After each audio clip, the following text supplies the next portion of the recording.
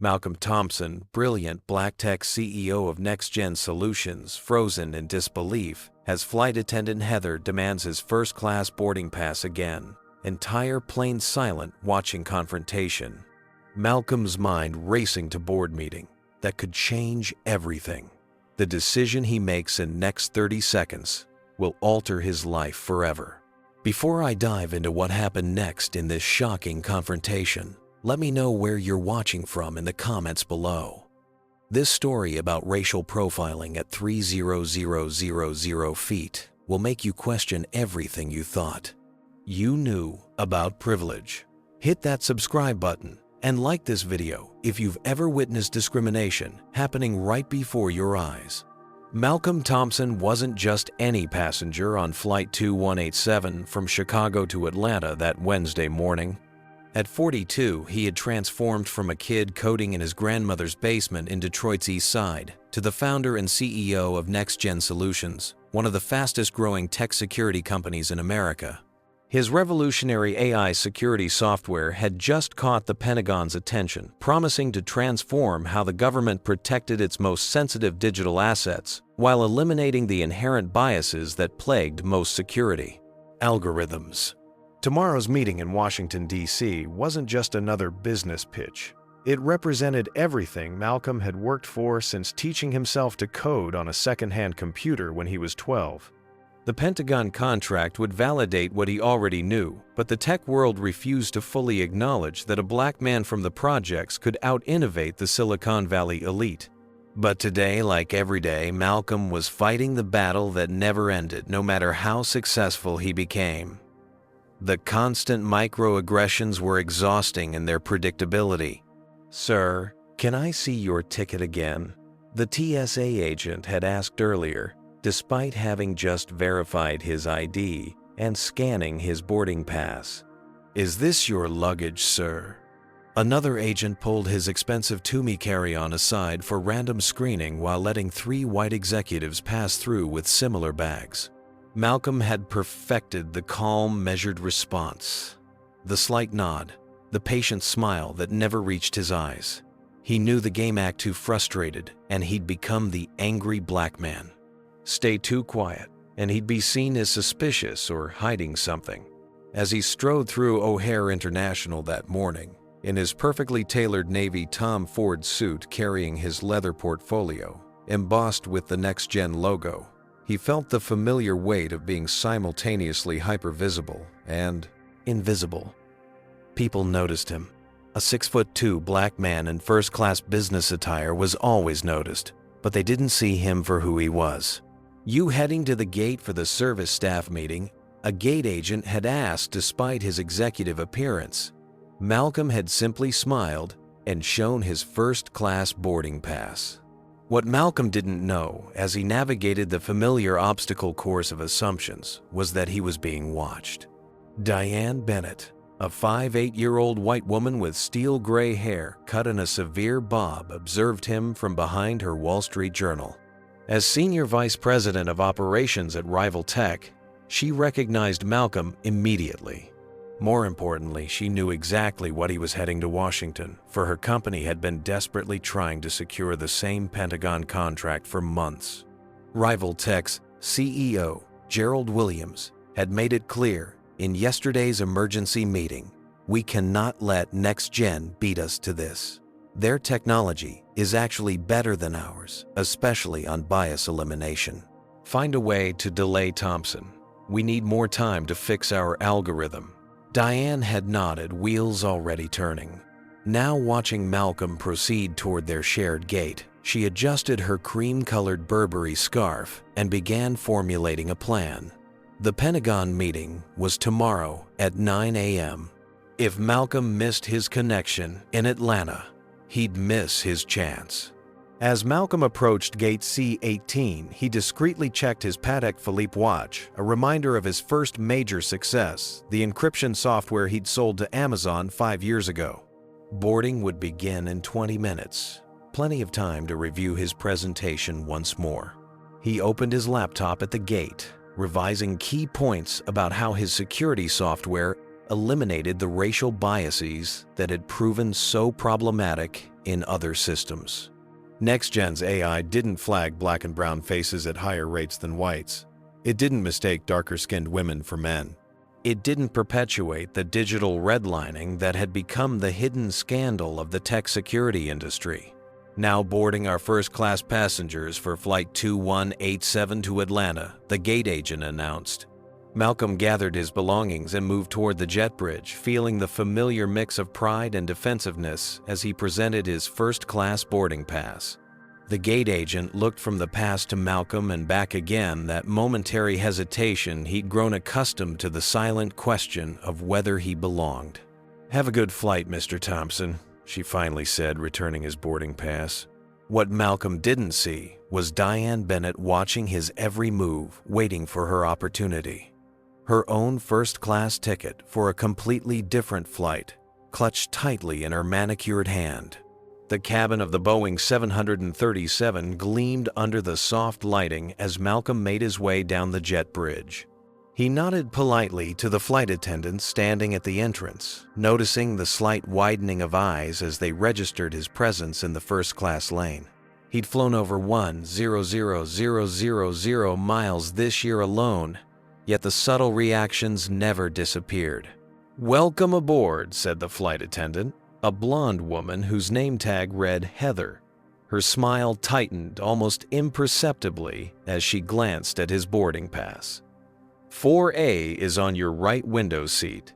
Malcolm moved down the aisle to his assigned seat 4, a window first row of first class. He stored his laptop bag under the seat in front of him, but realized his carry-on would need to go in the overhead bin. Standing up, he lifted his bag into the compartment above row 3, as the space above his own seat was already occupied. "Excuse me," he said to another passenger, reaching across to secure his bag. It took perhaps 20 seconds, no more. When he turned back to his seat, 4A, the seat printed on his boarding pass, the seat he had paid $1,200 for, he found it occupied. Diane Bennett sat there gazing out the window, acting as though she hadn't just committed the cardinal sin of air travel, taking someone else's assigned seat. "Excuse me," Malcolm said, keeping his voice measured and calm. "I believe you're in my seat." Diane turned, her expression a carefully crafted mix of confusion and indignation. She looked Malcolm up and down, taking in his expensive suit, his watch, his confident posture, all the markers of success that should have insulated him from this very situation. "I think you're mistaken," she said, her tone suggesting that he, not she, had made an error. "This is 4C." Malcolm felt the familiar tension creep into his shoulders, the automatic recalibration that occurred whenever these situations arose. "Stay calm. Don't raise your voice. Don't show frustration." "No, this is 4A," he replied, pointing to the seat number clearly marked on the overhead panel. "I have the window seat." He pulled out his boarding pass as evidence. Diane barely glanced at it. "Well, my ticket says 4C, and I'm quite certain this is it." Her voice carried just enough for nearby passengers to hear, creating an audience. A movement to his right signaled Heather's approach. The flight attendant had noticed the conversation and was now inserting herself into the situation. "Is there a problem here?" she asked, looking directly at Malcolm, rather than the woman occupying his seat. "Yes," Malcolm said, maintaining his professional tone. "I'm in seat 4A, but this lady has taken it." "May I see your boarding pass, sir?" Heather asked, her emphasis on "sir" carrying a note of skepticism. Malcolm handed over his boarding pass, which Heather scrutinized with unusual thoroughness, turning it over, checking the date, flight number, and seat assignment multiple times. "And you, ma'am?" she asked Diane, her tone notably warmer. Diane produced her boarding pass with a confident smile. "I'm in 4C, but I was certain this was it."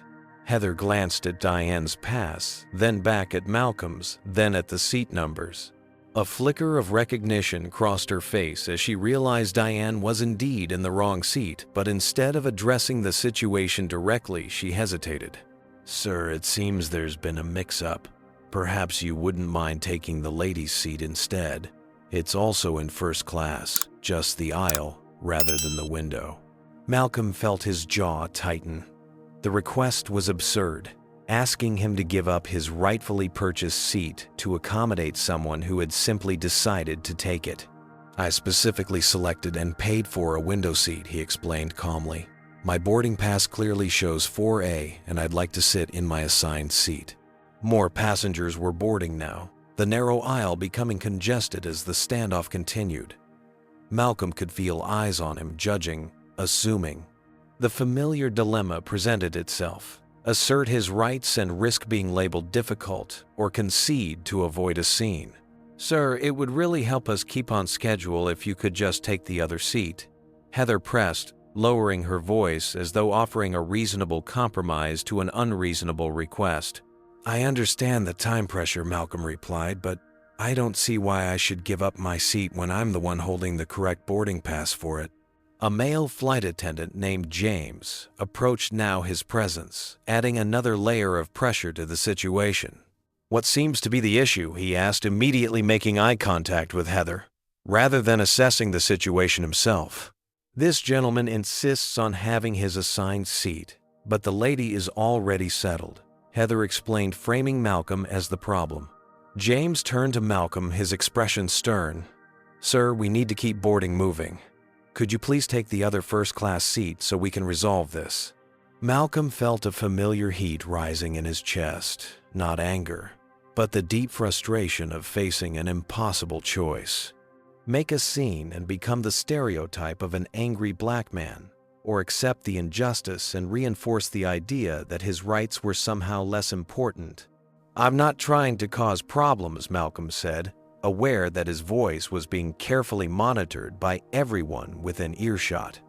"But I don't understand why I'm being asked to give up my assigned seat when someone else has taken it incorrectly." Diane shifted in the seat, his seat, and addressed the flight attendants directly, ignoring Malcolm entirely. "I'm sorry for the confusion, but I'm already settled now and my medication makes changing seats difficult." A lie, but delivered with such practiced concern that several nearby passengers nodded sympathetically. The captain's voice came over the intercom. "Ladies and gentlemen, we're experiencing a slight delay in boarding. Please be patient as our cabin crew resolves a seating issue." The entire plane now knew about the situation. Malcolm noticed a young woman in row 6, Rachel, discreetly holding up her phone recording the incident. He also spotted a young black boy, maybe 10 years old, watching wide-eyed from the economy section, his expression a mixture of curiosity and concern. In that moment, Malcolm realized the boy was seeing something formative, either a black man standing up for himself, or a black man being forced once again to accommodate others at his own expense. The weight of this additional responsibility settled on his shoulders. The airline supervisor was now being called. His critical meeting in Washington was less than 24 hours away. Malcolm Thompson, CEO of a multi-million-dollar company, stood in the aisle of Flight 2187, being treated like an inconvenience for simply expecting to sit in the seat he had purchased. The plane had gone completely silent, every passenger watching, waiting to see what would happen next. The silence that had fallen over the cabin was broken only by the soft hum of the ventilation system and the occasional beep of the boarding scanner at the front of the plane. Malcolm stood perfectly still in the aisle, aware that every shift in his posture, every change in his expression, was being scrutinized by dozens of pairs of eyes. "I'm not moving to another seat," he stated, his voice level and controlled. "I purchased 4A. My boarding pass says 4A. And according to the seat number above our heads, this is 4A." He gestured upward to the illuminated seat marker that clearly displayed 4A. Heather's lips pressed into a thin line. "Sir, I understand your frustration, but—" "I'm not frustrated," Malcolm interrupted, careful to keep his tone conversational, though his heart pounded against his ribs. "I'm simply stating facts. This is my assigned seat." The airline supervisor, a middle-aged woman with a nameplate reading Angela, made her way down the aisle, her expression clearly communicating her annoyance at having to board the plane to resolve what should have been a simple seating issue. "What seems to be the problem here?" she asked, addressing no one in particular. James jumped in immediately. "This gentleman is insisting on having the window seat, but the lady is already seated and says she can't move easily due to medication issues." Angela turned to Malcolm, her gaze assessing and slightly suspicious. "Sir, can I see your boarding pass, please?" Again, Malcolm handed over his boarding pass, which had already been verified multiple times. Angela examined it with the same unnecessary scrutiny Heather had shown earlier. "And ma'am, may I see yours?" she asked Diane, her tone notably softer. Diane handed over her boarding pass with the confidence of someone who knew exactly what game she was playing.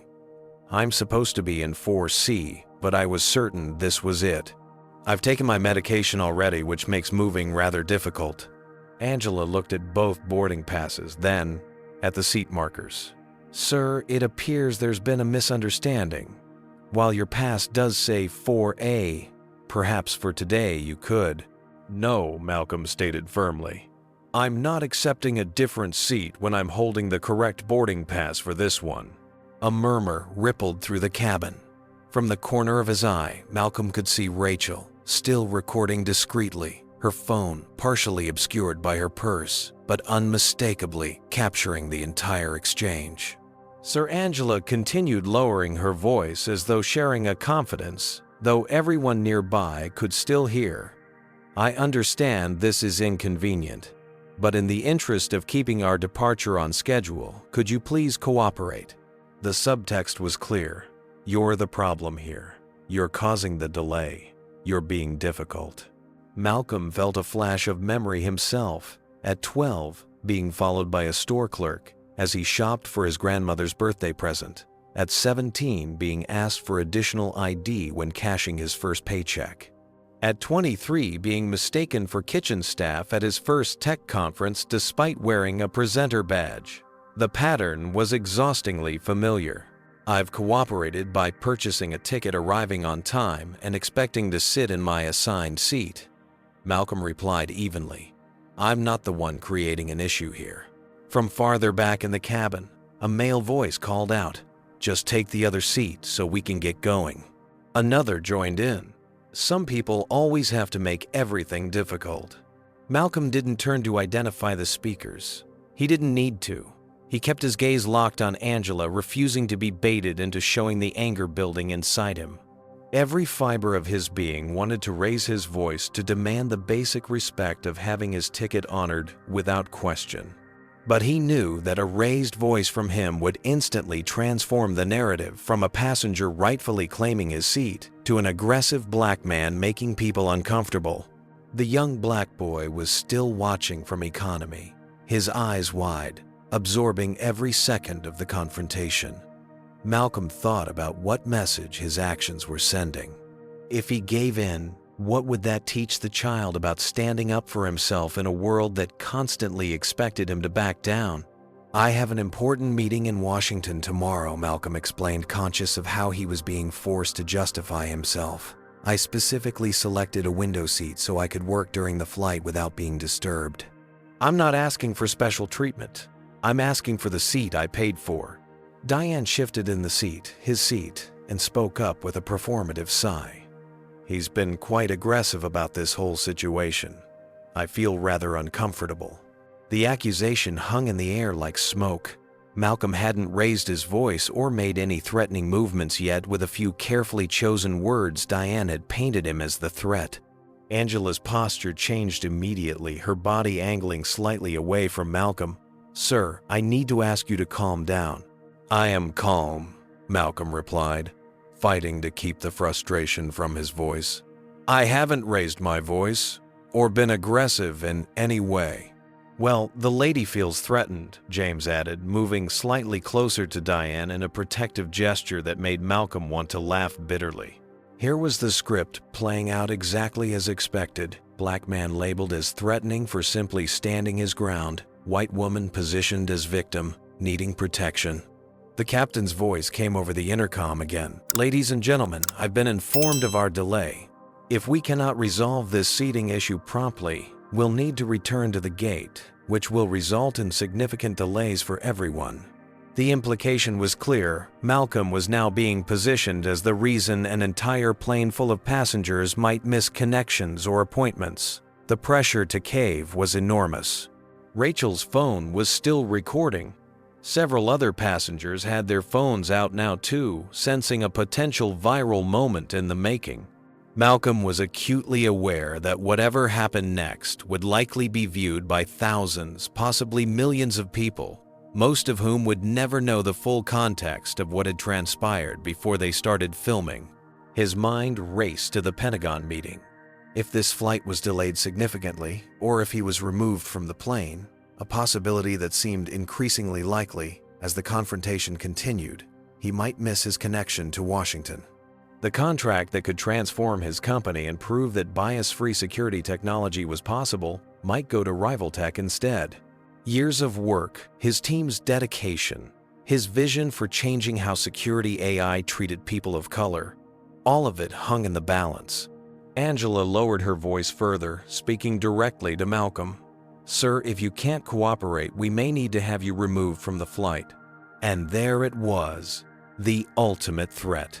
Comply or be publicly humiliated further by being escorted off the plane, possibly by airport security, creating exactly the kind of scene that would reinforce the stereotypes he had spent his life defying. Malcolm looked at the young black boy again, their eyes meeting briefly across the cabin. The child's expression had shifted from curiosity to something like concern. Perhaps he'd witnessed similar situations before, or perhaps he was simply absorbing a lesson about what happens when someone who looks like him stands up for themselves. In that moment, faced with impossible options and aware of what was at stake, Malcolm Thompson, CEO of Next Gen Solutions, developer of revolutionary security, AI, and self-made success story, felt utterly powerless. Have you ever witnessed a moment when the balance of power suddenly shifts, when a single voice changes everything? That's exactly what was about to happen on Flight 2187. As Malcolm stood in the aisle surrounded by hostile stares and the threat of being removed from the plane, a voice cut through the tension from 3 rows back. "Excuse me," said a man in seat 7B, raising his hand slightly as he unbuckled his seatbelt and stood up. "I think there's something everyone should know." All eyes turned to the speaker, a white man in his mid-30s wearing a crisp, button-down shirt and horn-rimmed glasses. Tyler Jenkins, senior project manager at a consulting firm, had been silently watching the confrontation unfold. "I was one of the first people to board," Tyler continued, his voice steady and clear. "And I saw this gentleman," he gestured to Malcolm, "sitting in that window seat when I walked in. The woman took his seat when he got up to put his bag in the overhead compartment. I watched it happen." A murmur rippled through the cabin. Angela's expression shifted subtly as she processed this new information. "Are you certain about that, sir?" she asked, her tone suddenly more professional than it had been seconds earlier. "Absolutely certain," Tyler confirmed. He was seated first. She moved into his seat when he stood up. Diane's cheeks flushed red, but she maintained her composure. "That's simply not true. I've been in this seat the whole time. This gentleman must have confused his seat assignment. I know what I saw." Tyler insisted, meeting Diane's gaze directly. "And I'm not the only one who noticed." As if on cue, a woman in row 5 spoke up. "He's right. I saw it too." Another passenger nodded in agreement. The lady definitely took his seat when he got up. Rachel, still recording, had repositioned herself for a better angle, no longer attempting to be discreet. The viral moment was taking a dramatic turn. Malcolm noticed the pilot standing at the cockpit door, now observing the situation with a frown. Their eyes met briefly, and Malcolm saw something like recognition in the man's gaze, not of Malcolm personally, but of the situation itself. Angela turned back to examine both boarding passes more carefully. "Ma'am, could I see your pass again, please?" Diane handed it over, her confident demeanor beginning to crack. I don't understand why this is becoming such an issue. I'm sure we could resolve this amicably if certain people weren't being so difficult." "By certain people, who exactly do you mean?" Tyler asked, his voice carrying just enough edge to make the implication clear to everyone listening. Diane flushed deeper. "I simply meant—" "I think we all know what you meant," Tyler interrupted, earning nods from several passengers. Angela was scrutinizing Diane's boarding pass with newfound attention. Her eyes widened slightly as she noticed something she had missed before. "Ma'am," she said, her tone completely transformed. "This boarding pass is for flight 2193, not 2187. That's our Chicago to Washington, D.C. direct flight, not this flight to Atlanta." The cabin went silent. That can't be right," Diane stammered, reaching for the pass. Angela held it firmly, pointing to the flight number. "It's clearly printed right here. You're on the wrong aircraft entirely." Malcolm watched as Diane's expression cycled through confusion, embarrassment, and then, most tellingly, calculation. She wasn't surprised. She was caught. "This is outrageous," Diane blustered, gathering her belongings hurriedly. "I was directed to this gate. Someone gave me incorrect information." But her performance was faltering. As she stood to exit the seat, Malcolm's seat, a business card fell from her purse. Rachel, still filming, zoomed in as James picked it up. Rival Tech James read aloud, offering the card back to Diane. "Is that a technology company?" Malcolm's eyes locked onto the card, understanding dawning instantly. "Rival Tech is my company's main competitor," he said, the pieces falling into place. "We're both bidding on the same Pentagon contract tomorrow morning." The implication hung in the air for a moment before Tyler connected the dots aloud. "Wait. Are you saying she deliberately took your seat to cause a delay? To make you miss your meeting?"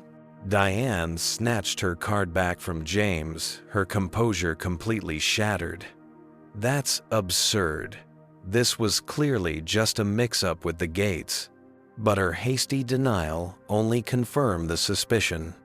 Malcolm could see it in her eyes. She'd been caught executing a desperate corporate sabotage attempt.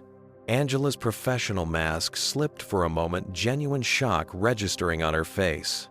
"Ma'am, I'm going to have to ask you to gather your belongings and come with me. This situation requires documentation." As Diane was escorted off the plane, passengers murmured and whispered, some openly recording the resolution of the confrontation. Heather and James stood awkwardly by avoiding eye contact with Malcolm. Their earlier dismissive treatment of him now glaringly inappropriate. Malcolm finally took his rightful seat by the window, the vinyl still warm from Diane's occupation. He felt a complex mixture of vindication and residual humiliation. Yes, the truth had come out, but why had it taken an external white validator like Tyler for his word to be believed? Why had multiple airline employees automatically assumed he was in the wrong? The young black boy in economy was still watching his expression now, one of cautious triumph. Malcolm gave him a subtle nod, a silent acknowledgement of what they both understood about the world and how it worked.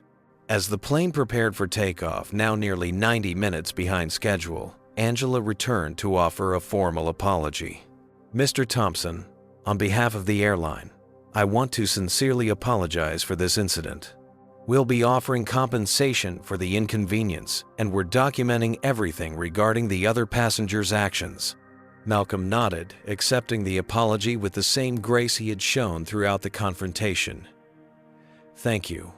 I appreciate that." But the words felt hollow. The inconvenience Angela referred to wasn't just about a delayed flight or a seat mix-up. It was about being automatically disbelieved, about having to fight for basic respect, about the exhaustion of navigating spaces where your presence was constantly questioned. As the plane finally taxied toward the runway, Malcolm gazed out the window at the Chicago skyline, thinking about the meeting tomorrow and what had nearly been lost because of one woman's desperate attempt at corporate sabotage and an entire system ready to believe the worst about him. What would you have done in Malcolm's situation? Would you have stood your ground like he did or given in to avoid the confrontation?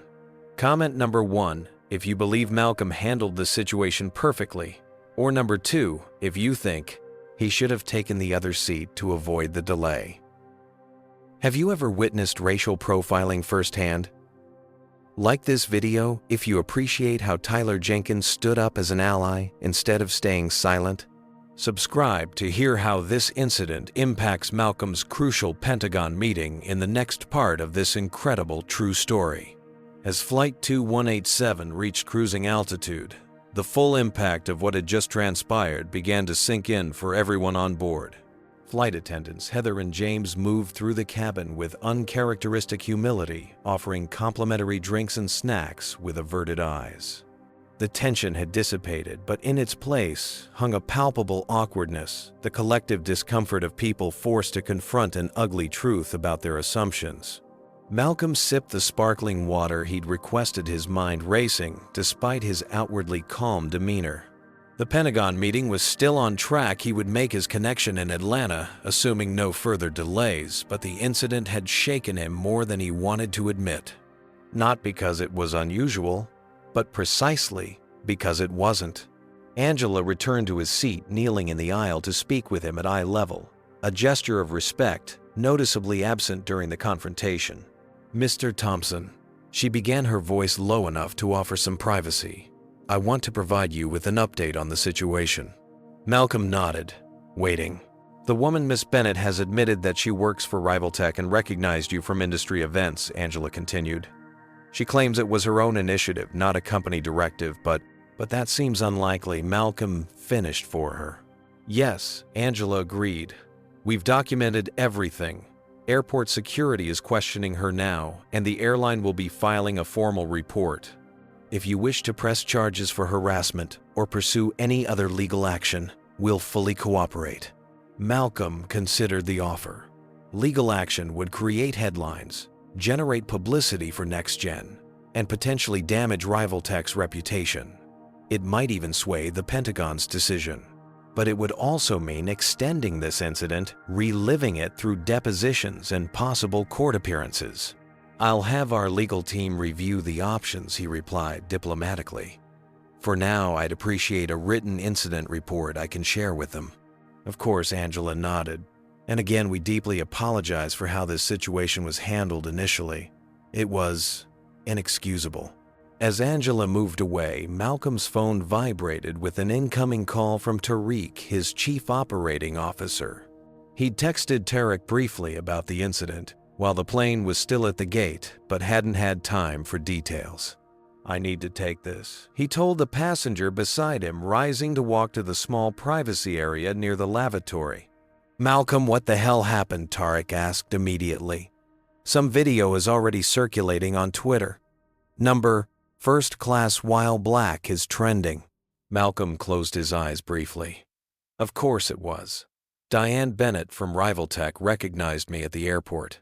She boarded our plane with a ticket for a completely different flight, took my seat when I got up to store my bag, then created a scene claiming I was being aggressive when I asked for my seat back. Jesus, Tariq breathed. Corporate espionage doesn't usually get that desperate or obvious. "They're scared," Malcolm said simply. "Our algorithm is better, and they know it. Pentagon's technical team probably already told them as much." "So, what happened?" "The video I saw cuts in halfway through the confrontation." Malcolm recounted the entire incident, including Tyler Jenkins' intervention and the revelation of Diane's Rivaltech connection. "This could actually work in our favor," Tariq said thoughtfully. "If Rivaltech is desperate enough to try something this blatant, the Pentagon should know about it." "Agreed, but let's be strategic," Malcolm cautioned. "I don't want this incident to overshadow our technology. The algorithm should stand on its own merits." After ending the call, Malcolm returned to his seat and opened his laptop, intending to review his presentation once more. But a notification popped up on his screen, an email from Rachel, the passenger who had been recording. "Mr. Thompson," it read, "I'm an independent journalist with The Digital Citizen. I captured the entire incident on your flight today. Before I publish anything, I wanted to offer you the opportunity to comment. What happened to you today is exactly why we need more diverse perspectives in technology, especially in security systems. I'd appreciate your insights." She'd included a link to her preliminary footage. Malcolm clicked, watching the incident from an external perspective for the first time. It was jarring to see himself standing in the aisle, maintaining his composure while surrounded by hostile or suspicious faces.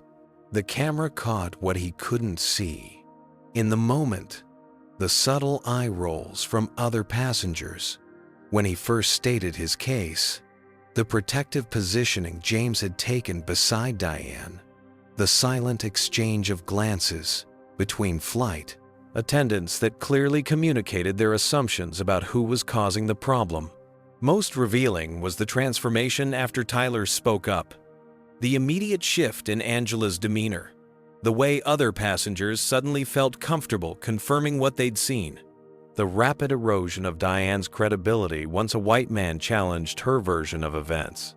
Malcolm saved the video but closed the email without responding immediately. He would need to consult with NextGen's PR team first. A light tap on his shoulder interrupted his thoughts. It was Tyler Jenkins standing in the aisle. "Sorry to disturb you," Tyler said quietly. "I just wanted to introduce myself properly. Tyler Jenkins." Malcolm stood to shake his hand. "Malcolm Thompson. Thank you for speaking up back there." Tyler's expression turned serious. "Don't thank me. I should have said something sooner." He hesitated. "The truth is, I've seen situations like that before and stayed silent. It's easier, not to get involved." "I know exactly how that works," Malcolm replied, the weight of unsaid understanding passing between them. "It's different when you're the one experiencing it versus just witnessing it." Tyler acknowledged. "I can walk away from an incident like that and forget about it by dinner. You don't have that luxury." Malcolm appreciated the man's self-awareness. "Most people never make the connection you just did." "Listen," Tyler said, lowering his voice further, "I've got the whole thing on my phone too. If you need another copy for any reason, legal action, whatever, it's yours." "I appreciate that," Malcolm said sincerely. As Tyler returned to his seat, Heather approached with uncharacteristic deference. "Mr. Thompson, the captain, would like to speak with you when you have a moment." Malcolm raised an eyebrow, but followed her to the cockpit door where Captain Rivera, a veteran pilot with salt and pepper hair, waited. "Mr. Thompson," the captain said, extending his hand. "I wanted to personally apologize for what happened. I observed part of the incident from here and should have intervened sooner."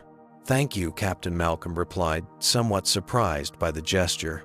"I've been flying for 30 years, Captain Rivera continued, "and I've seen too many incidents like this. It's unacceptable." He paused. "My daughter is in computer science at Georgia Tech. She talks about the diversity problems in tech all the time. Seeing what happened to you today, it made it real in a different way." The conversation was interrupted by a text alert on Malcolm's phone, another message from Tariq. "The incident is all over social media now. Rival Tech stock dropped 3% in the last hour as rumors spread about what Diane did. Our PR team is being flooded with interview requests for you." Malcolm put his phone away, thanked the captain, and returned to his seat, feeling the familiar weight of being both a CEO and a black man in America.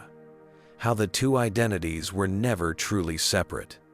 How his personal experiences were inevitably tied to his professional life. As the plane began its descent into Atlanta, Malcolm gazed out at the clouds and considered what had nearly been lost today. Not just a seat on a plane, but potentially a contract that represented the culmination of years of work.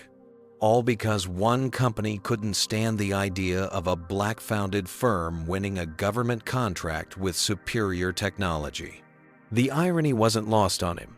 NextGen's algorithm was specifically designed to eliminate the kind of bias that had been directed at him personally today. The Pentagon contract would put that technology into systems that affected millions of lives, potentially reducing the digital discrimination that disproportionately flagged people of color as security risks. Diane Bennett and Rivaltech hadn't just attempted to sabotage a business competitor. They had tried to prevent technology that could reduce systemic bias from reaching implementation.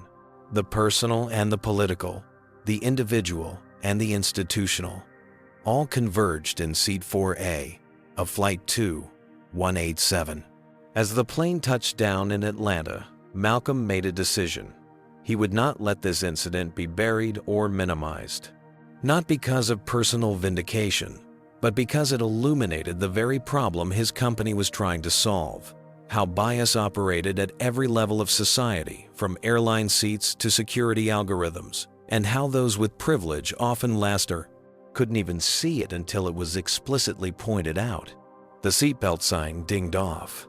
As passengers began gathering their belongings, Malcolm noticed several looking in his direction with newfound respect or curiosity. Word had spread throughout the cabin about who he was and what Diane had attempted to do. The young black boy from Economy appeared in the aisle, his mother guiding him toward the exit. As they passed Malcolm's seat, the boy paused. "My mom says you make computers that are fair," he said simply. Malcolm smiled genuinely for the first time since boarding. "That's exactly what I try to do." The boy nodded solemnly before his mother ushered him forward, giving Malcolm an appreciative glance over her shoulder. As Malcolm prepared to deplane, his phone buzzed with a notification from his news app, Rivaltech exec, detained at O'Hare corporate espionage allegations surface in Pentagon contract race. The story was just beginning. The Atlanta airport hummed with activity as Malcolm made his way from Concourse B to Concourse D, where his connecting flight to Washington, D.C. would depart in just over an hour. Under normal circumstances, the layover would have felt comfortable, but after the 90-minute delay in Chicago, he found himself moving with purpose through the crowded terminal. His phone hadn't stopped buzzing since landing. Emails, text calls, and social media notifications poured in as news of the incident spread. Number First Class While Black had rocketed to the top trending spot on Twitter, with Rachel's initial clip already surpassing 2 million views. Commentators were dissecting every moment: Diane's calculated deception, the flight attendant's biased response, Tyler's intervention, and Malcolm's dignified composure throughout. NextGen's PR director, Amara, had called 3 times already. This is simultaneously a PR nightmare and opportunity, she'd explained when he finally answered. Your personal experience directly validates the problem your technology solves. We're getting interview requests from every major network. Malcolm had instructed her to hold off on any official statements until after tomorrow's Pentagon meeting. The technology should speak for itself, he insisted. I don't want this to become a circus that overshadows what we've built. As he approached his gate, a notification from the airline app flashed on his screen. Weather alert. Turbulence expected. Departure delayed 45 minutes. Malcolm felt a flicker of anxiety. The Pentagon meeting was scheduled for 9:00 a.m. tomorrow. A 45-minute delay would still get him to D.C. with plenty of time, but any further complications could put him in jeopardy. He was checking alternative flight options when his phone rang again. A Washington, D.C. number he didn't recognize. Malcolm Thompson, he answered crisply. Mr. Thompson, this is Colonel Lisa Reed from the Pentagon's Cybersecurity Division, came the response. I'm calling regarding tomorrow's presentation. Malcolm tensed. Had news of the incident already reached the Pentagon? Was this a courtesy call to reschedule, or something worse? Yes, Colonel Reed. I'm currently in Atlanta with a connecting flight to D.C. this evening. "That's actually why I'm calling," she replied. "We've been monitoring the weather situation. There's a significant storm front moving up the eastern seaboard. All flights into Reagan National and Dulles will likely be grounded by 8 p.m. Malcolm closed his eyes briefly, processing this new complication. "I see. Does this mean we need to reschedule the meeting?" "Actually, we've already rescheduled it," Colonel Reed informed him. "The evaluation committee has pushed all presentations back 24 hours due to the weather. Yours is now scheduled for Wednesday at 9 a.m. Relief washed over him. "Thank you for letting me know." "Of course," she replied, then hesitated briefly. "On an unrelated note, Mr. Thompson, we've become aware of an incident involving a representative from Rivaltech today. While I can't comment officially, I want to assure you that the Pentagon takes corporate ethics very seriously in our contracting decisions." Malcolm processed the implied message. "I appreciate that, Colonel." After ending the call, he found an empty seat at the gate and allowed himself a moment to exhale fully for the first time since the confrontation. The delay was actually a blessing, time to regroup, to process what had happened, and to incorporate this experience into tomorrow's presentation if he chose to. A notification alerted him to a new email from Rachel. The journalist Mr. Thompson attached is the complete unedited footage of the incident. "Regardless of whether you choose to comment for my piece, I wanted you to have this for your records. What happened today matters beyond this specific incident." Malcolm watched the video again, this time with the luxury of distance. The systematic bias was even more apparent. How Heather had immediately asked to see his boarding pass but taken Diane's word at face value. How James had physically positioned himself as though Malcolm were a threat. How other passengers had assumed he was causing trouble simply by advocating for himself. His phone buzzed with a text from his wife. "Diana, just saw what happened. Are you okay? Really okay?" Diana understood the toll these incidents took, the emotional labor of maintaining composure while being dehumanized. As a Black woman in medicine, she was chief of neurology at Chicago Memorial. She navigated similar terrain daily. "Better now," he replied honestly. "Meeting postponed due to weather. We'll call when I check into the hotel." The gate agent announced that due to the weather delays, the airline was providing meal vouchers. As Malcolm stood to collect his, a man approached Tyler Jenkins, his unexpected ally from the flight. "Looks like we're both stuck here a while longer," Tyler observed. "Mind if I join you for dinner? My next flight's not until tomorrow morning now." Over plates of mediocre airport pasta, Malcolm and Tyler delved into a conversation that quickly transcended the day's events. "I've been thinking about what happened," Tyler said, twirling spaghetti around his fork.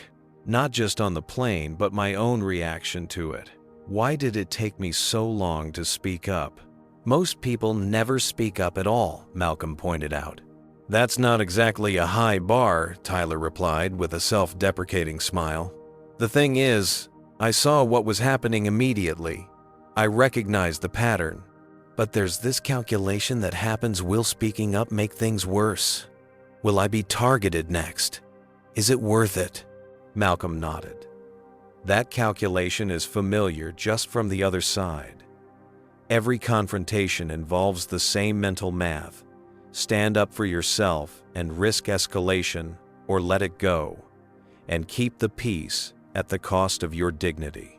"The difference is, I get to choose when to engage," Tyler acknowledged. "You don't have that luxury." "Exactly." Malcolm set down his fork. "And that's actually at the heart of what my company does.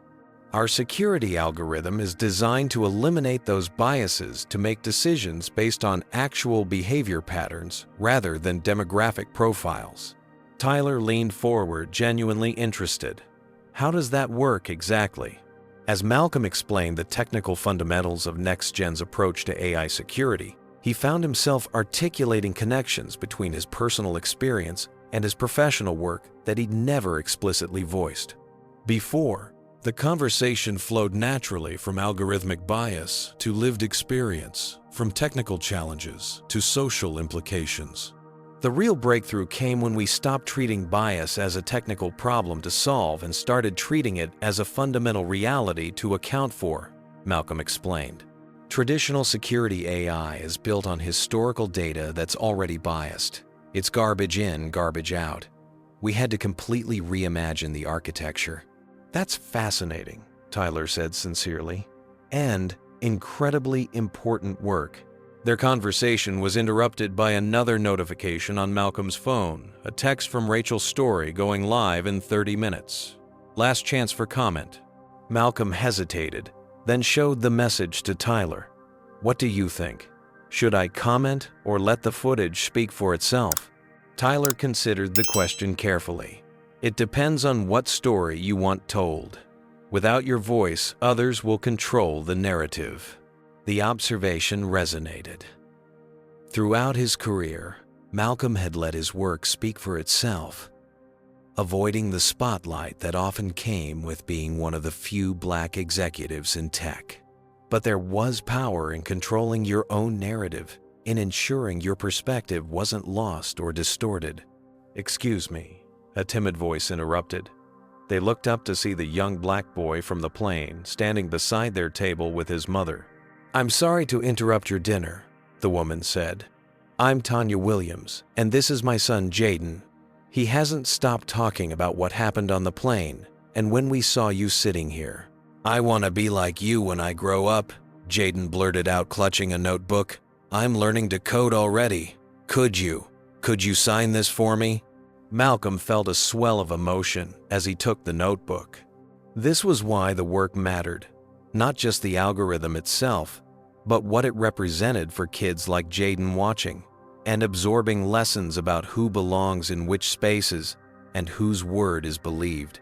"What kind of coding are you learning?" Malcolm asked as he signed the notebook with an encouraging message. "Python," Jaden replied enthusiastically. "I'm making a game about space exploration." As they chatted about coding, Malcolm made a spontaneous decision. "Jaden, how would you like to visit NextGen's headquarters sometime? See how professional software development works?" The boy's eyes widened. "Really? That would be amazing." After exchanging contact information with Tanya, Malcolm watched them walk away. Jaden, clutching his notebook as though it contained the secrets of the universe. "That," Tyler observed quietly, "is why your voice matters in this story." Malcolm nodded, making his decision. He picked up his phone and called Rachel. "I'd like to provide a statement," he told her. "Not just about what happened today, but about why it matters and how it connects to the larger issues of bias in technology." As he crafted his statement with Rachel, Malcolm realized that the incident, painful and infuriating as it had been, had crystallized something important. His personal experience and professional mission weren't separate aspects of his life. They were inextricably connected. The algorithms he built were shaped by the experiences he'd lived. Later that evening, checked into his hotel room in Atlanta, Malcolm finally called Diana. "I saw your statement in the article," she said, instead of hello. "It was powerful. Do you think I made the right call, addressing it publicly?" "Absolutely," Diana replied without hesitation. "You transformed a humiliating experience into a teachable moment. That's not just good PR, it's leadership." As they talked, Malcolm's laptop chimed with an incoming email, a message from his entire development team at NextGen expressing their support and pride. The subject line read simply, "This is why we do the work." Lying in bed that night, Malcolm reflected on the day's extraordinary trajectory. What had begun as a routine business trip had become a public referendum on the very biases his company's technology aimed to eliminate. The Pentagon meeting was still ahead, but something fundamental had shifted in his approach to it. Tomorrow, he wouldn't just be presenting an algorithm. He would be presenting a vision for a world where technology didn't amplify human biases, but helped to dismantle them. A vision made all the more urgent by what had transpired in Seat 4A. The morning sun streamed through the hotel room curtains as Malcolm completed his third mile on the treadmill, sweat beading on his forehead. Exercise had always been his refuge, a space where strategic thinking flowed more easily as his body worked through the physical strain. Today, he needed that clarity more than ever. His phone propped on the treadmill's console displayed a cascade of notifications that had accumulated overnight. The incident had exploded beyond anything he could have anticipated. Rachel's article, titled "Discrimination at 30000 Feet: How a Black CEO's Airline Confrontation Exposes Tech's Bias Problem," had been picked up by major news outlets. Number First Class While Black now had over 10 million impressions. Rival Tech stock had plummeted 12% at market opening.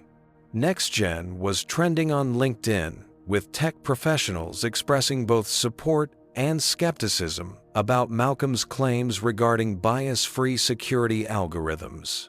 As he stepped off the treadmill and toweled off Malcolm's phone, rang Tariq again, his fifth call since dawn. "Have you seen the board's emails?" Tariq asked without preamble when Malcolm answered. "Not yet. I've been exercising. Half of them want you to capitalize on this publicity wave, use it to highlight our technology and philosophy. Davidson called it a marketing opportunity we couldn't buy for $1 billion. Malcolm grimaced.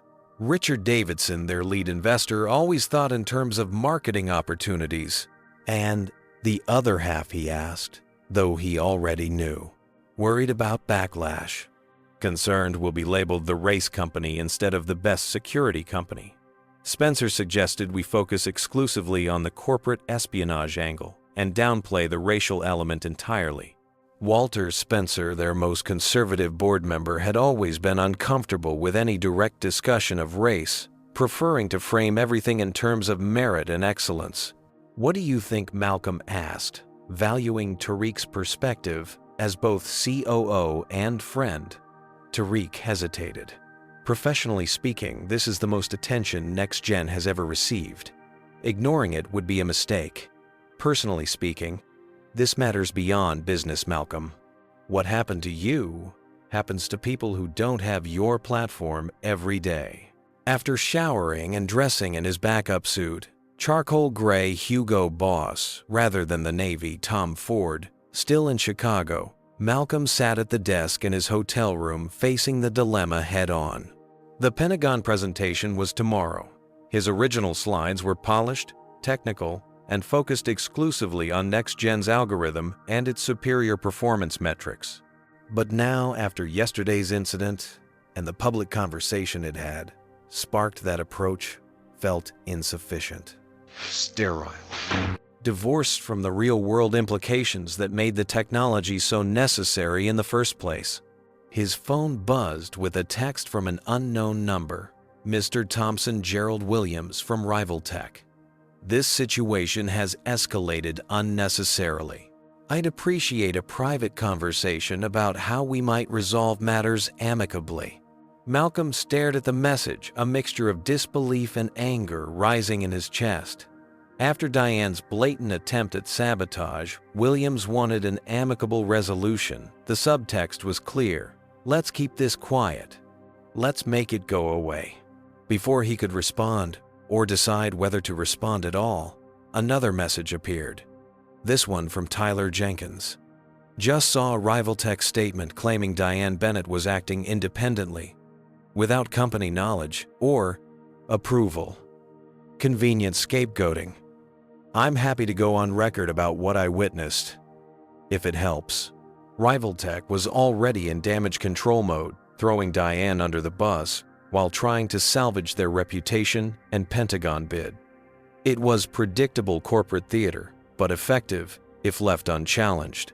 Malcolm's laptop chimed with an incoming video call, Diana checking in from Chicago before her morning rounds at the hospital.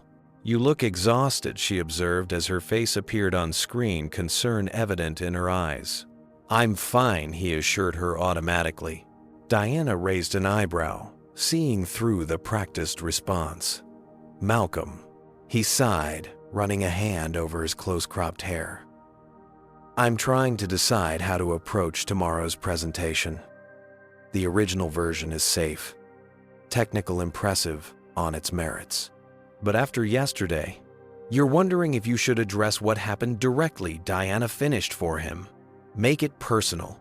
Exactly. The Pentagon team will have seen the news. They'll be thinking about it whether I mention it or not. But if I do, you risk being seen as playing the race card, Diana said, making air quotes around the phrase they both despised. While if I don't, I miss an opportunity to connect the dots between personal experience and technological innovation. Malcolm leaned back in his chair. The algorithm exists precisely because of experiences like yesterday's. The biases built into current systems didn't appear from nowhere. They reflect the same biases that made those flight attendants automatically suspect me and believe her. Diana nodded thoughtfully. You've always kept your personal experiences separate from your professional presentations. Is that still serving you? The question hung between them, challenging and profound. Another notification appeared, an email from Colonel Reed at the Pentagon. Mr. Thompson, in light of recent events, several additional officials have expressed interest in attending tomorrow's presentation. The venue has been moved to Conference Room Alpha to accommodate the larger audience. Please arrive 30 minutes early for enhanced security protocols. Enhanced interest.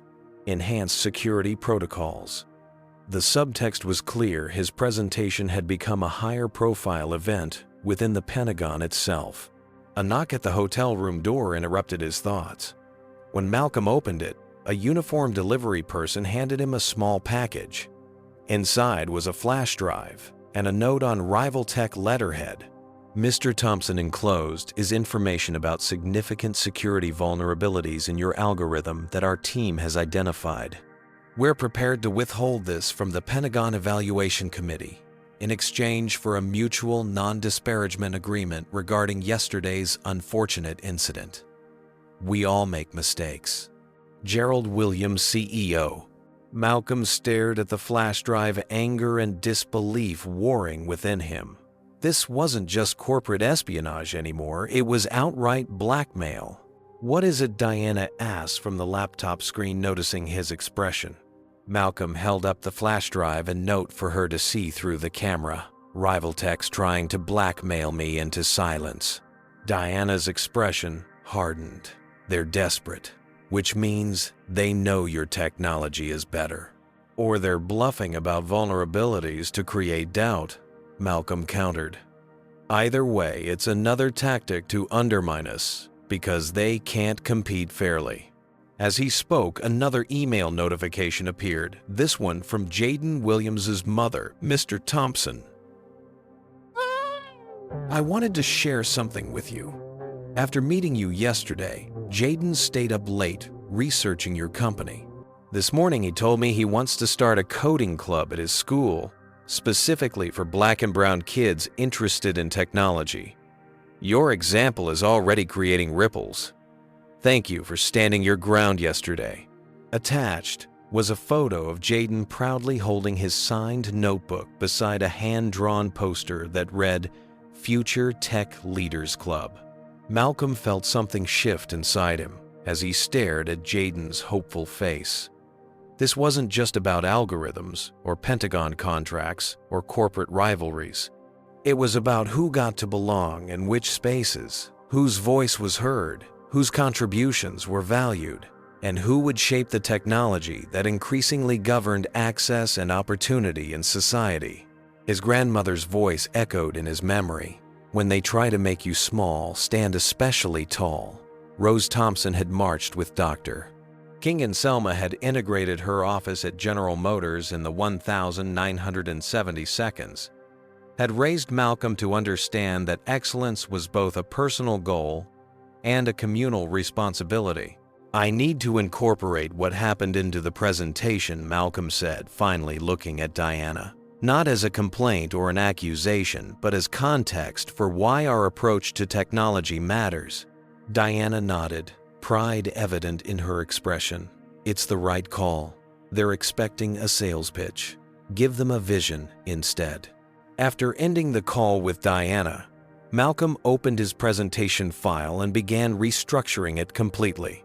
The technical specifications and performance metrics remained, but now they were framed within a larger narrative about how biased systems, whether human or algorithmic, created real-world barriers and dangers. As he worked, his phone continued buzzing with notifications, PR opportunities, interview requests, messages of support, and inevitably racially charged criticism from anonymous accounts claiming he was playing victim or making everything about race. By late afternoon, Malcolm had transformed his presentation and made a series of decisions about NextGen's public response to the incident. He would not sign Rivaltech's non-disparagement agreement. He would not accept their attempt to buy his silence.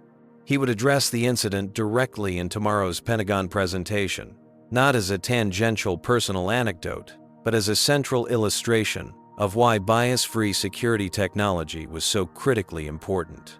As evening approached, Malcolm closed his laptop and stood at the hotel room window, gazing out at the Atlanta skyline. Tomorrow would determine not just the future of NextGen, but potentially the future of security technology itself, whether it would perpetuate existing biases or begin to dismantle them. His phone buzzed one final time for the day. A message from Tyler. Whatever you decide about tomorrow's presentation, remember, you're not just speaking for yourself. Malcolm thought of Jaden's hopeful face, of his grandmother's legacy, of all the people who would never have the platform he now possessed. Tyler was right. This wasn't just about winning a contract. It was about changing the conversation entirely. Dawn broke over Washington, D.C., painting the Capitol Dome and Washington Monument in hues of gold and amber as Malcolm's taxi navigated the early morning traffic. He'd slept surprisingly well, the clarity of his decision bringing a calm resolve that transcended the stakes of the day ahead. The ride from his hotel to the Pentagon gave him time to center himself, to move from the emotional turmoil of the past 48 hours into the focused mindset required for the presentation. The familiar weight of his laptop bag against his knee reminded him of all the work, all the innovation, all the late nights and breakthroughs that had led to this moment. His phone vibrated, a text from Tariq: "Team's behind you 100% whatever approach you take. Knock 'em dead, boss." Another notification followed immediately, an email from Gerald Williams at Rivaltech Thompson: "Final chance to accept our mutual non-disclosure offer. Our presentation is scheduled right after yours. Choose wisely." Malcolm deleted the email without responding. Rivaltech's tactics, from Diane's attempted sabotage to this morning's thinly veiled threat, only reinforced his conviction that today's presentation needed to address bias directly, not just in algorithms, but in the tech industry's culture itself. The Pentagon loomed ahead, its distinctive five-sided structure housing the nerve center of America's defense infrastructure. As the taxi approached the visitor's entrance, Malcolm caught sight of a small group of protesters gathered near the security checkpoint, holding signs reading "TECH without bias" and number "First Class while black." Someone had organized a demonstration in response to the airline incident. The security screening was thorough but efficient. Malcolm presented his ID and invitation letter, submitted to a retinal scan, and was escorted by a uniformed officer through a series of checkpoints. The enhanced protocols Colonel Reed had mentioned were evident in the additional verification steps and the presence of more senior security personnel than usual for contractor presentations. Mr. Thompson, Colonel Reed greeted him as he entered a waiting area adjacent to Conference Room Alpha. "Thank you for your punctuality." Reed was a compact woman in her 50s, with close-cropped gray hair and the erect posture of a career military officer. Her handshake was firm, her gaze direct. "We've had to make some adjustments to today's schedule," she informed him. "Your presentation will now be attended by representatives from several additional departments, including the Office of Civil Rights and the Algorithmic Accountability Division."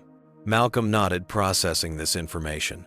The incident had clearly elevated interest beyond the immediate security contract. Also, Reed continued, lowering her voice slightly, "General Richardson has decided to attend personally." Malcolm's eyebrows rose involuntarily.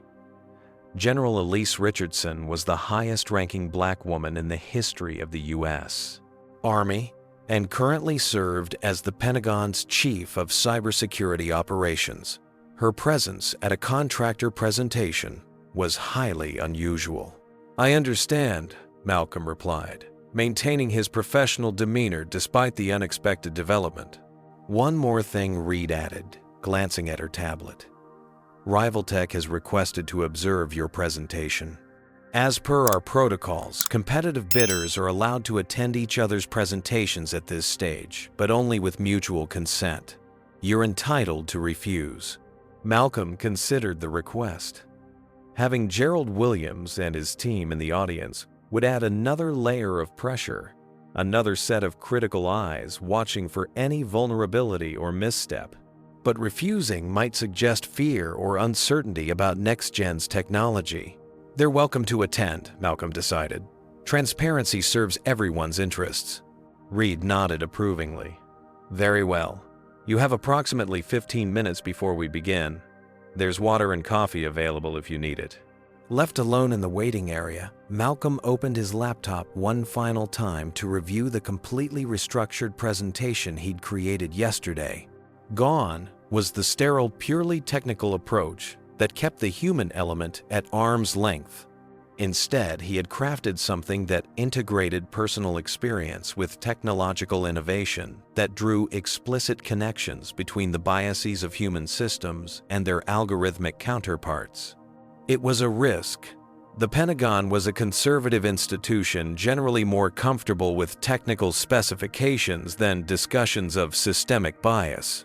But after the airline incident and its viral spread, pretending those conversations weren't happening would be both disingenuous and a missed opportunity.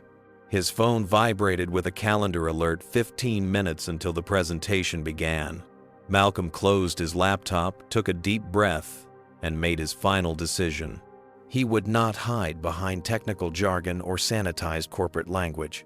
He would speak plainly about next-gen's technology and why it mattered not just for national security, but for basic human dignity in an increasingly automated world. As he gathered his materials, Malcolm noticed a text message from Tyler Jenkins. "Remember that kid on the plane? You're speaking for him today." The image of Jaden's hopeful face flashed in Malcolm's mind, strengthening his resolve. This presentation wasn't just about winning a contract. It was about shaping the future of security technology in a way that served everyone equally, including those who had historically been misidentified, over-scrutinized, and wrongfully flagged by biased systems. A young lieutenant appeared at the door. "Mr. Thompson, they're ready for you now." Malcolm straightened his tie, squared his shoulders, and followed the officer into Conference Room Alpha. The room was larger than he'd expected, set up like a small auditorium, with rows of seats facing a podium and projection screen. Nearly every seat was filled uniformed military personnel, civilian officials, informal attire technical experts with security clearance badges.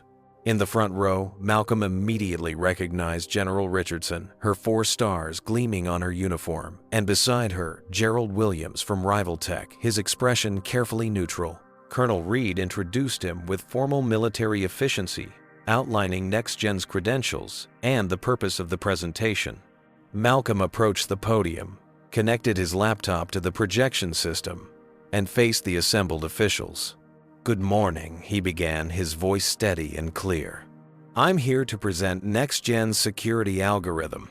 But before I dive into technical specifications, I'd like to provide some context about why we developed this technology and the unique approach we've taken to eliminating bias in security systems." Malcolm clicked to his first slide. Not the company logo or a technical diagram as originally planned, but a split-screen image. On one side was a screenshot from the viral video showing Malcolm standing in the airplane aisle being questioned by flight attendants.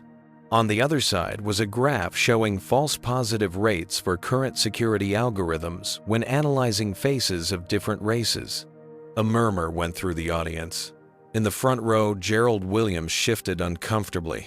2 days ago, I experienced something that millions of Americans experience regularly, being automatically presumed suspicious despite evidence to the contrary. Malcolm continued. A woman took my seat on an airplane, and when I politely requested it back, airline staff immediately treated me as the problem. It took third-party validation from another passenger before my own boarding pass was considered sufficient proof. Malcolm clicked to the next slide, transitioning seamlessly to the technical connection. This same pattern of bias is embedded in most security algorithms currently in use by both private and government systems.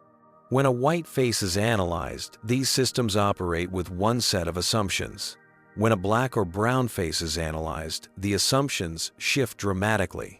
He proceeded to walk through the specific technical innovations that allowed NextGen's algorithm to eliminate these disparities, the alternative data structures, the novel testing methodologies, the transparent decision paths that could be audited for fairness. As he spoke, Malcolm noticed General Richardson leaning forward slightly, her attention intensely focused. Other officials were taking notes, occasionally exchanging glances as connections formed between the personal anecdote he'd opened with and the technical solutions he was now presenting. The incident on that plane wasn't just an uncomfortable personal experience, Malcolm explained as he neared his conclusion. It was a perfect analog for what happens in automated systems millions of times per day. The difference is that most people don't have video evidence or influential allies to correct the mistake. They're simply flagged, detained, denied access, or worse, and they never know exactly why. He clicked to his final slide, which showed NextGen's performance metrics compared to industry standards, including rival tech's publicly available benchmarks. The differences were stark, particularly in equal false positive rates across demographic groups. NextGen's technology doesn't just perform better than competitors on traditional metrics, Malcolm concluded. It performs better specifically because it eliminates the biases that other systems perpetuate. This isn't just a moral imperative, though I believe it is one. It's a practical necessity for truly effective security in a diverse society. False positives waste resources. False negatives create vulnerabilities. Bias does both. As he finished speaking, the room remained silent for a moment. Then General Richardson spoke. "Mr. Thompson," she said, her voice carrying the weight of decades of military authority, "would you say that your personal experiences inform the development of this technology?" "Absolutely," General Malcolm replied without hesitation. "Just as your experiences inform your leadership style and decision-making process, none of us create technology in a vacuum. The question is whether we're conscious of how our experiences shape our innovations and whether we're willing to account for experiences different from our own." Richardson nodded, the ghost of a smile crossing her face. "Well said." What followed was 90 minutes of technical questioning, with Pentagon experts probing every aspect of NextGen's algorithm. Malcolm fielded each question with precise knowledge and transparent honesty, acknowledging limitations where they existed while highlighting the system's strengths.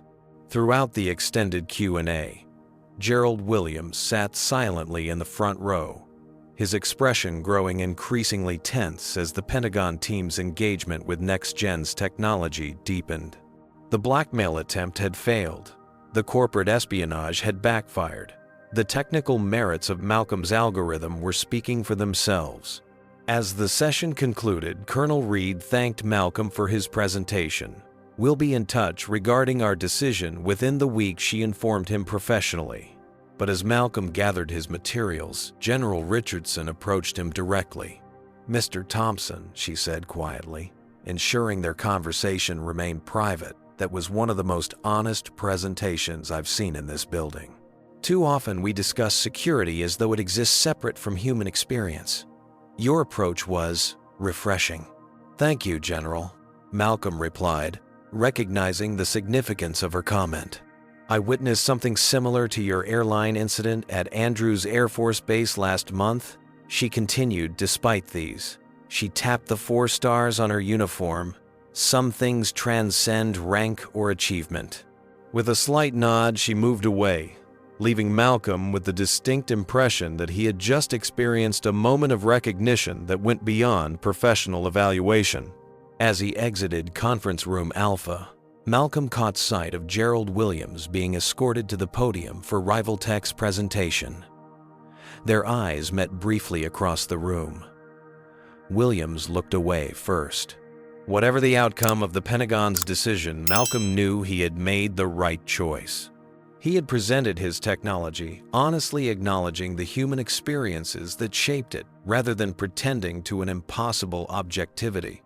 He had connected the personal to the technical, the individual to the systemic. Stepping out of the Pentagon into the bright Washington sunlight, Malcolm noticed the protesters were still there, their signs visible in the distance. He thought of Jaden, of his grandmother, of all the people who would never have the opportunity to stand at a Pentagon podium and speak truth to power. His phone vibrated with a text from Tariq. How did it go? Malcolm considered the question as he walked toward his waiting taxi. The presentation had veered dramatically from their original plan. He had directly addressed race and bias in a setting where such topics were often carefully avoided. He had connected NextGen's technology to his personal experience in a way that made the stakes unmistakably clear. It went exactly as it needed to, he replied finally. 6 months after the fateful flight from Chicago to Atlanta and the Pentagon presentation that followed, Malcolm Thompson stood before a different audience in a different Washington venue. The ornate hearing room of the Senate Subcommittee on Technology and Privacy buzzed with activity as staffers, journalists, and spectators filled every available seat, with more gathered outside watching on monitors. Mr. Thompson, Senator Claudia Martinez began. Would you please explain to the committee how algorithmic bias in security systems impacts ordinary Americans? Malcolm leaned slightly toward the microphone. Certainly, Senator. When security algorithms contain bias, which most currently do, they create a technological form of discrimination that's often invisible to those not affected by it. A biased facial recognition system might consistently misidentify people with darker skin, flagging them for additional screening, or wrongfully linking them to criminal databases. An AI security system trained on biased historical data might flag a black customer entering a high-end store as suspicious while ignoring potentially concerning behaviors from white customers. And your company's technology addresses these issues. How exactly? Senator Richard Oakes interjected, his skepticism evident. By fundamentally reimagining how security AI is structured, Malcolm explained. Rather than training our systems on historically biased data and then trying to correct for that bias after the fact, which is the approach most companies take, we've built equity into the architecture from the ground up. Our algorithms are designed to recognize genuine security threats without relying on demographic shortcuts. The hearing continued for hours, with Malcolm providing detailed testimony about bias in security technology and NextGen's approach to eliminating it. The congressional inquiry had been prompted by a series of high-profile incidents involving biased security systems, including a major airport security breach that occurred when a traditional AI system focused disproportionately on screening minority passengers while missing an actual threat. This was Malcolm's third congressional testimony in recent months. Since winning the Pentagon contract, which NextGen had been awarded unanimously just days after his presentation, he had become the technology industry's most prominent voice on algorithmic fairness and security. As the hearing concluded, Malcolm checked his phone to find a message from Diana Turn on CNN. When you're done. They're covering the airline's announcement. Making his way through the Capitol corridors to his waiting car, Malcolm found a quiet corner to check the news on his phone. The CNN headline read, "Major Airline Announces New Anti-Bias Training Program Following Viral Incident." The article detailed how the airline involved in Malcolm's incident was implementing comprehensive anti-bias training for all staff, using his experience as a case study. Heather and James, the flight attendants who had initially sided with Diane Bennett, were quoted anonymously, acknowledging how their unconscious biases had affected their judgment that day. When Malcolm's driver pulled up to the Pentagon 30 minutes later, the scene was dramatically different from his first visit 6 months earlier. This time, he wasn't an anxious contractor hoping to win a bid. He was here as a trusted partner, leading the implementation of next-gen security system throughout the Department of Defense's digital infrastructure. Colonel Reed greeted him at the security checkpoint. "Good testimony today, Mr. Thompson. Several of my colleagues were watching the live stream." "Thank you," Colonel Malcolm replied, following her through the familiar series of security procedures. "I'm looking forward to seeing the implementation progress. General Richardson is particularly eager to show you the initial results," Reed informed him as they walked toward the cybersecurity division. "The false positive reduction rates are exceeding even your projections." In the 6 months since winning the Pentagon contract, NextGen had grown exponentially. The company had tripled its workforce, opened offices in 3 additional cities, and its stock had climbed 400% since going public. More importantly, its approach to bias-free security was becoming the new industry standard, forcing competitors, including rival tech, to re-examine their own algorithms. Gerald Williams had resigned as rival tech CEO shortly after losing the Pentagon contract, the corporate espionage scandal having irreparably damaged his reputation. Diane Bennett had faced criminal charges for attempting to interfere with a government contract process, ultimately accepting a plea deal that included community service and a substantial fine. But for Malcolm, the most meaningful outcomes had nothing to do with stock prices or corporate rivalries.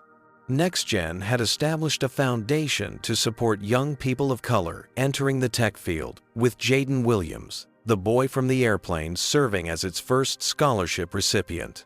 The company had also created an ethics board, specifically focused on identifying and eliminating bias in emerging technologies, with Tyler Jenkins among its founding members. As Malcolm entered the Pentagon Cybersecurity Operations Center, General Richardson extended her hand in greeting. "Mr. Thompson, perfect timing. We're about to run a comparative analysis between your system and the previous one. I think you'll find the results illuminating." The large display screen showed 2 security algorithms analyzing the same dataset, a stream of potential cybersecurity threats from around the world. Where the old system flagged certain international IP addresses at dramatically higher rates based solely on their country of origin, NextGen's technology focused on actual behavioral patterns, resulting in both fewer false positives and more accurate identification of genuine threats. "Your algorithm isn't just more equitable," General Richardson observed. "It's demonstrably more effective." "That's always been our argument," Malcolm replied. "Bias doesn't just hurt those it targets. It creates blind spots and inefficiencies that make everyone less secure." As they discussed the implementation details, Malcolm reflected on how the humiliating incident on Flight 2187 had become a catalyst for transformation, not just for his company, but for an entire approach to technology and security.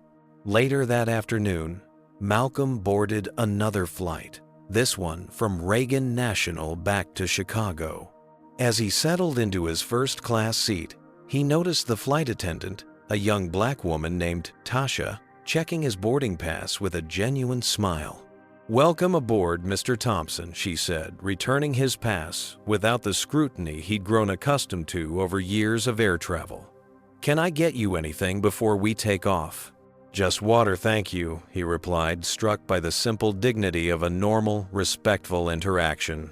As other passengers boarded, Malcolm noticed a young black girl, perhaps 13 or 14, sitting across the aisle in first class. She had a laptop, open lines of code visible on the screen. When she glanced up and saw him, her eyes widened in recognition.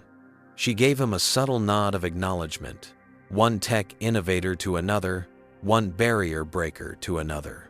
Malcolm nodded back, seeing in her the future he'd been fighting, for a world where her presence in first class wouldn't be questioned, where her ideas would be evaluated on merit rather than marred by bias, where technology would enhance rather than diminish her humanity. The captain's voice came over the intercom.